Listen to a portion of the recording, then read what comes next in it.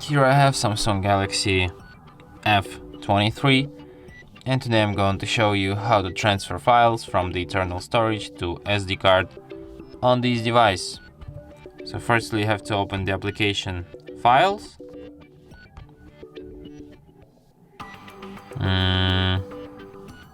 My Files, I mean. So you can transfer images, videos, audio, documents, downloads, installation files. Let's transfer, for example, some images.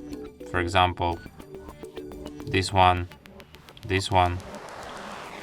Then tap copy. Then go to the SD card. Select folder where you want to copy them. For example, to the download folder, and tap copy here. And as you can see, now I have these images on my SD card.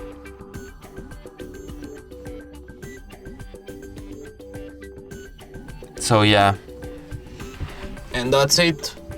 Thanks for watching.